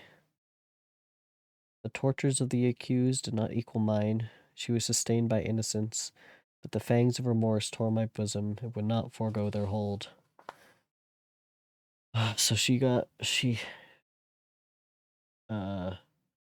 was pronounced guilty, I would assume.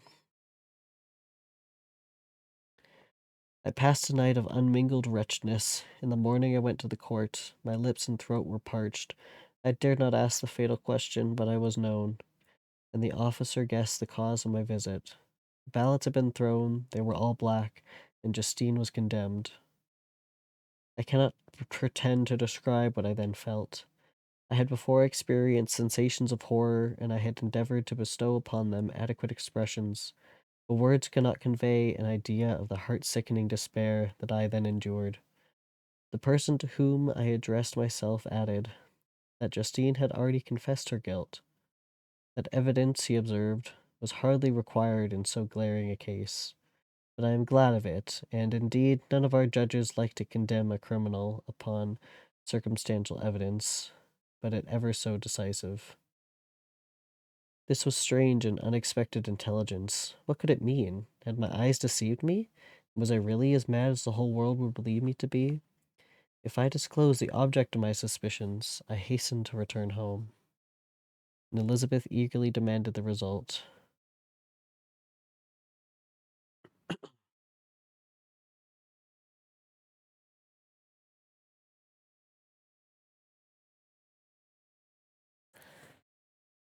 Okay, footnote. The encounter between Justine and Elizabeth is filled with passion. Justine comes to accept her execution, even if unjust, because she sees it as necessary for ultimate salvation. And Elizabeth, convinced now of Justine's innocence, is relieved because her trust in Justine has not been betrayed. Such feelings trump concerns for justice. By contrast, Victor's anguish at the injustice and his realization that it is his creation that committed the murder fill him with remorse, an intense correlation of guilt. In current moral thinking, feeling and expressing remorse are essential for seeking forgiveness. The victor can only hold these feelings within himself because he cannot disclose the truth about his efforts and their impact.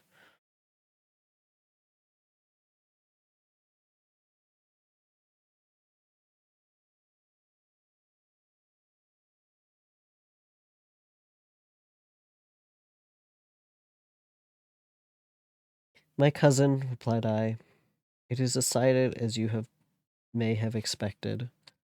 All judges had rather than 10 innocent should suffer than one guilty should escape, but she has confessed. This was a dire blow to poor Elizabeth, who had relied with firmness upon Justine's innocence. Alas, said she, how shall I ever again believe in human goodness?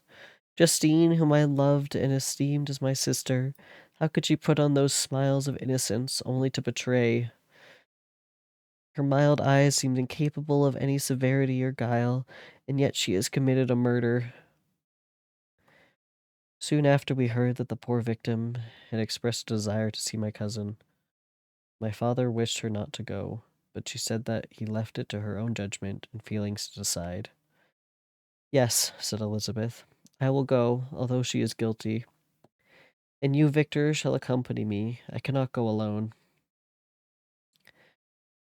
The idea of this visit was torture to me, yet I could not refuse.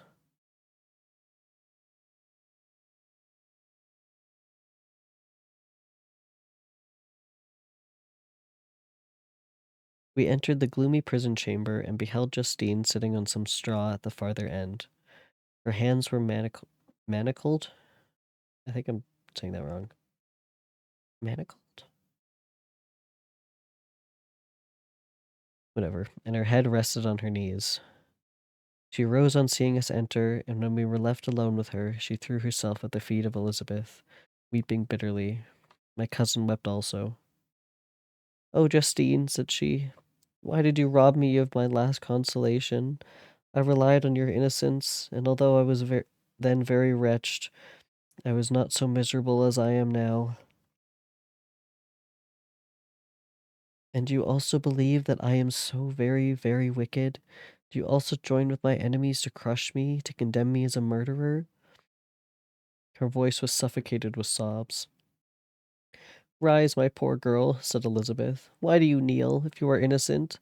I am not one of your enemies. I believed you guiltless, notwithstanding any evidence, until I heard that you had yourself declared your guilt.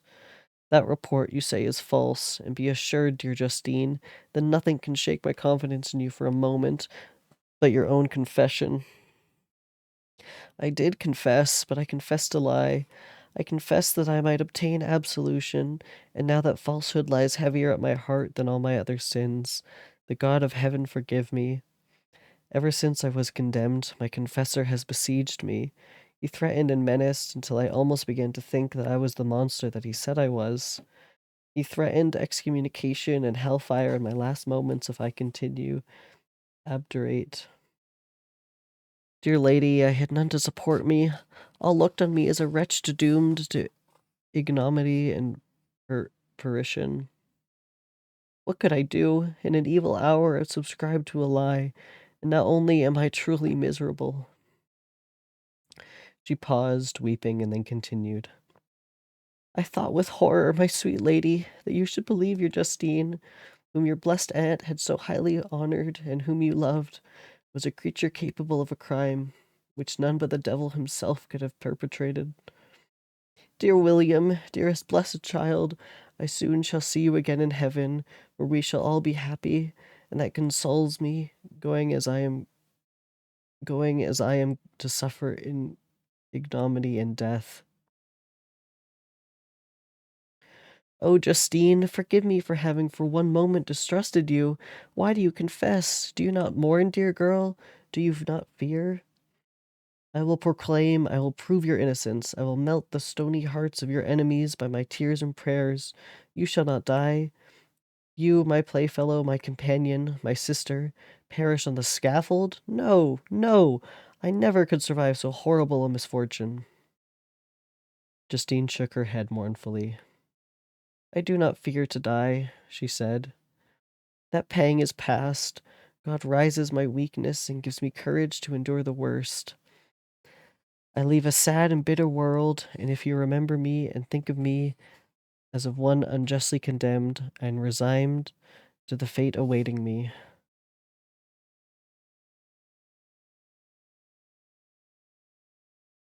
Learn from me, dear lady, to submit in patience to the will of heaven. During this conversation, I had retired to the corner of the prison room, where I could conceal the horrid anguish that possessed me. Despair? Who dared talk of that?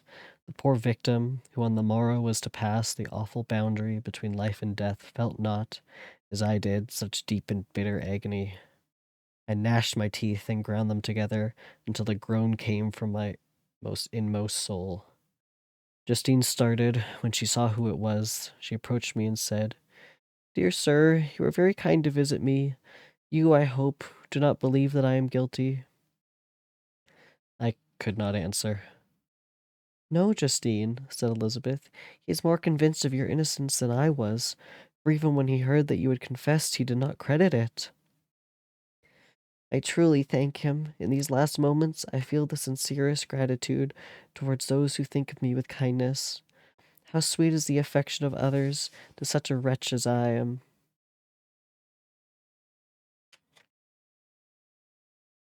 It removes more than half my misfortune, and I feel as if I could die in peace now that my innocence is acknowledged by you, dear lady, and your cousin.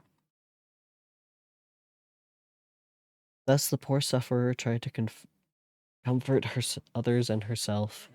She indeed gained the resignation she desired. But I, the true murderer, felt the never-dying worm alive in my bosom, which allowed of no hope or consolation. Elizabeth also wept and was unhappy, but hers also was the misery of innocence, which like a cloud that passes over the fair moon, for a while hides, but cannot tarnish its brightness. Anguish and despair had penetrated into the core of my heart.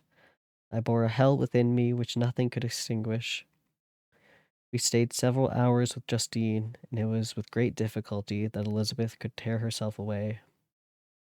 I wish, cried she, that I were to die with you. I cannot live in this world of misery. Justine assumed an air of cheerfulness, while she was with difficulty repressed her bitter tears.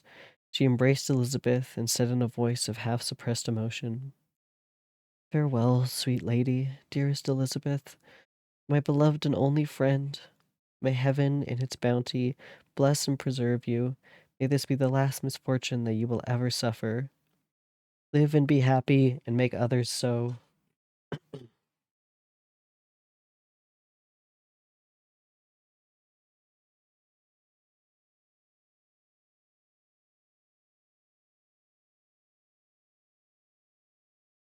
Hold on, let me just cross-reference.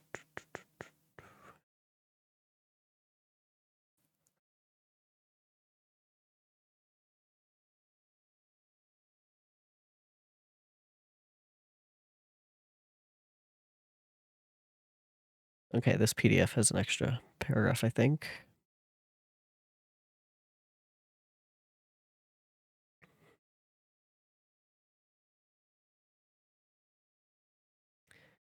Dear sweet Elizabeth, do not weep. You ought to raise me with thoughts of a better life, and elevate me from the petty cares of this world of injustice and strife. Do not you, excellent friend, drive me to despair. I will try to comfort you, but this I fear is an evil too deep and poignant to admit of consolation, for there is no hope. Yet heaven bless thee, my dearest Justine, with resignation and a confidence elevated beyond this world. Oh, how I hate excuses and mockeries when one creature is murdered, another is immediately deprived of life in a slow, torturing manner. Then the executioners, their hands yet reeking with the blood of innocence, believe that they have done a great deed. They call this retribution, hateful name. When that word is pronounced, I know greater and more horrid punishments are going to be inflicted than the gloomiest tyrant has ever invented to satiate his utmost revenge.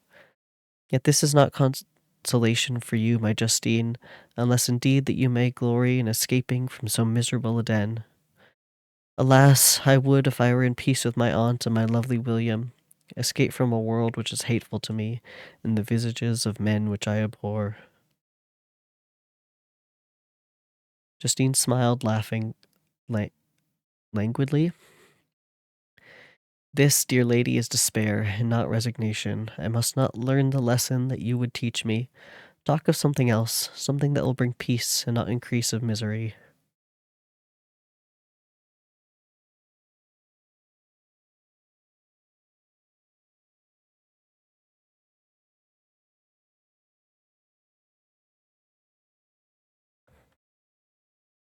And then it goes to live and be happy and make others so.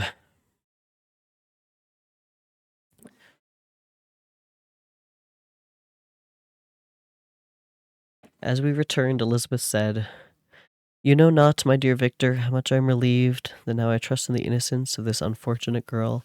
I could never again have known peace if it had been deceived in my reliance on her. For the moment that I did believe her guilty, I felt an anguish that I could not have long sustained. Now my heart is lightened."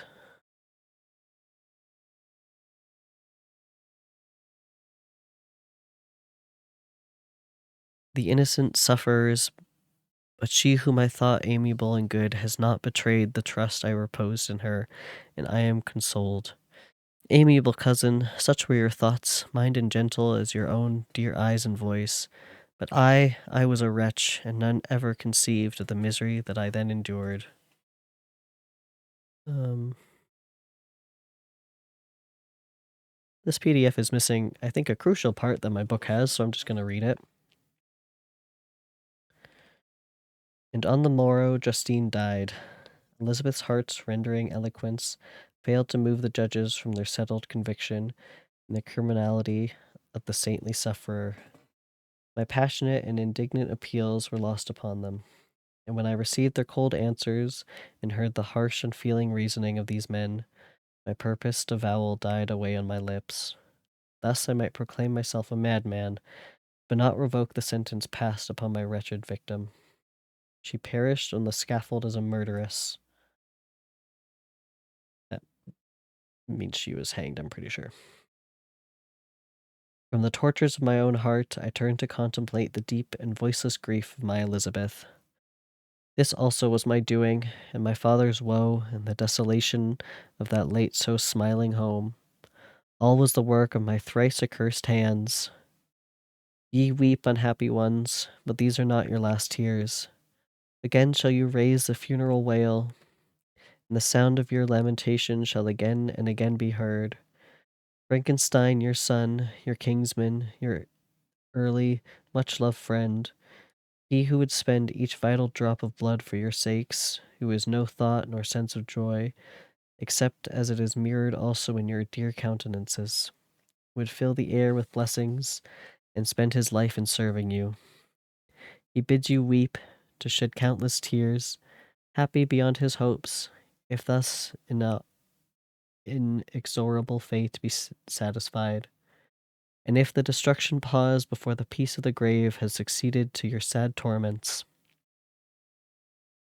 Thus spoke my prophetic soul, as torn by remorse, horror, and despair, I beheld those I loved spend vain sorrow upon the graves of William and Justine, the first hapless victims to my unhallowed arts.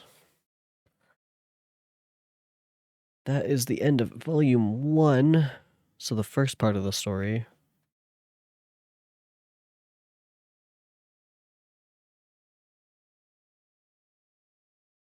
We're on page like 78-ish.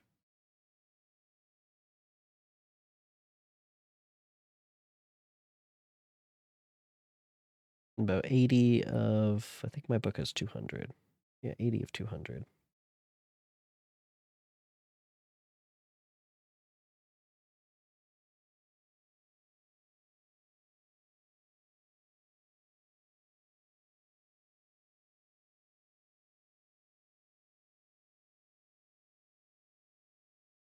What was that, 2 chapters or 3 chapters? I don't remember.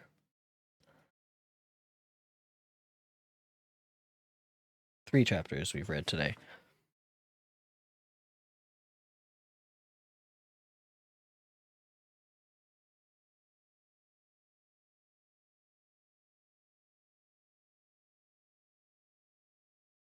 I'm just debating. Just because it's the end of the volume, it could be a good place to stop.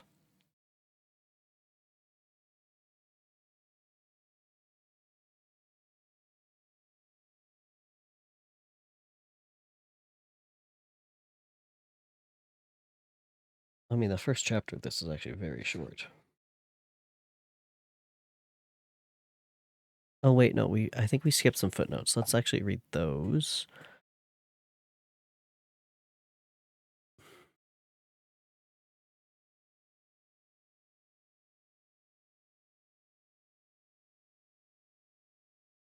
I think just the one. This passage reflects a type of justice known as retributive, which relies on punishment to balance the wrongdoing to the victim and his or her family to act as a deterrent to others from future acts of wrongdoing. In this worldview, justice is served when someone pays for their suffering caused to another. Mary is warning the reader that a rash to judgment, especially if revenge is the driving motive, might hurt innocent people, creating a new form of injustice. This is what happens when the innocent Justine is wrongly executed for the death of William. So she is actually innocent. Okay.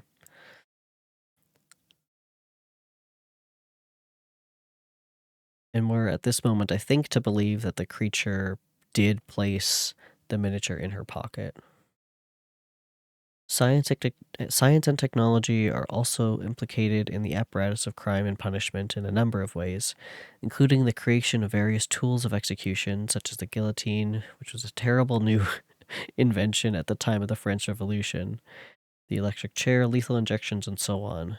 In modern capital punishment in the United States, medical personnel are present to verify the prisoner's death, and psychiatrists play a role in determining whether someone is mentally healthily enough to stand trial or if there are mitigating circumstances due to mental defect. Okay. Fingerprinting, handwriting analysis, DNA testing, and other forensic scientists have also disputations, histories, both in terms of how they have been received as evidence in the courtroom and how they have been called on courts to understand scientific evidence. Scientific studies have also cast light on the fallibility of eyewitness testimony, and many convictions have been overturned by exculpatory DNA evidence. The power of forensic evidence is such in the public imagination, however, that a CSI effect, named after the popular television show about crime scene investigators using high-tech forensics analysis, has been identified in jurors who want to see scientific evidence of guilt, even if those scientific standards are derived from fiction.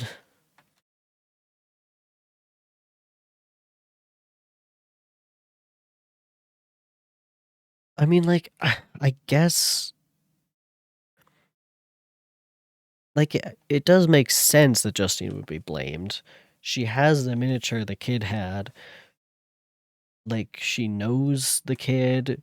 They always say, like, most murders and stuff aren't just like random occurrences. They're like people you know, stuff like that. So like I'm sure the court just probably either saw it as like an accident while babysitting or like something premeditated where she's like this evil thing that didn't like this kid for some reason. I don't know.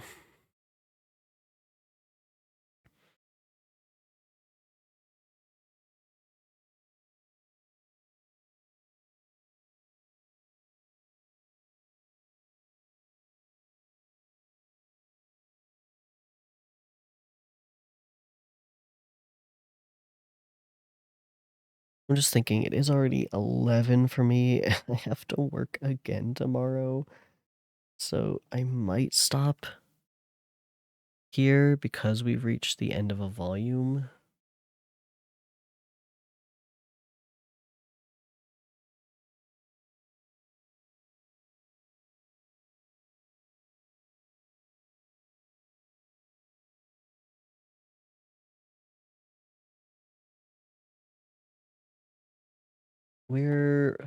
How percentage are we at?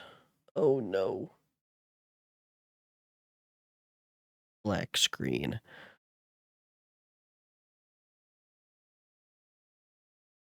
According to my calculations, we're about 40% done. So honestly, maybe another like 3 or 4 streams of this. So potentially by March.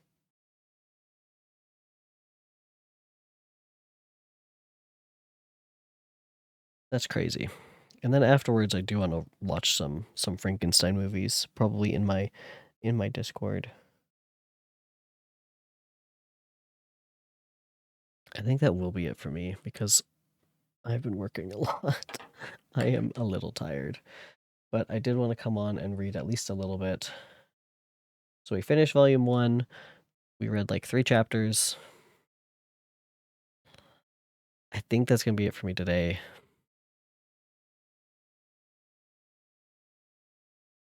Yeah, so thank you all for joining.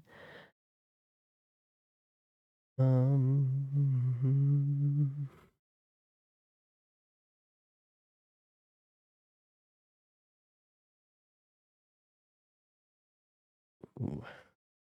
Actually, yeah, okay. Spielers Live. I think I'm gonna send everyone to Spieler.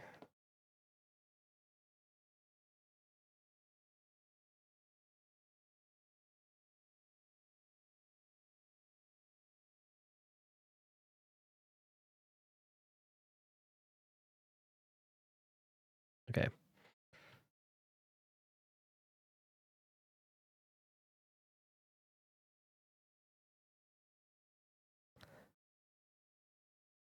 Yeah, I think that's it for today, folks. I hope you did enjoy.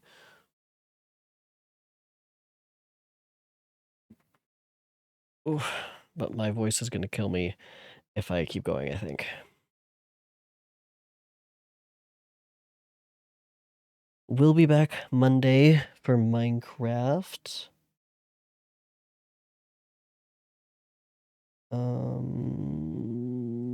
Not sure about Tuesday because I work again.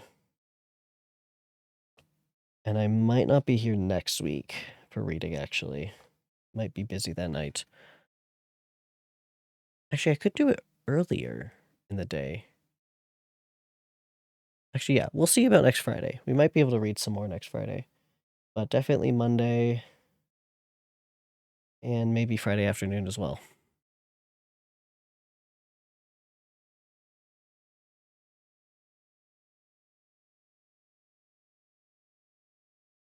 All right.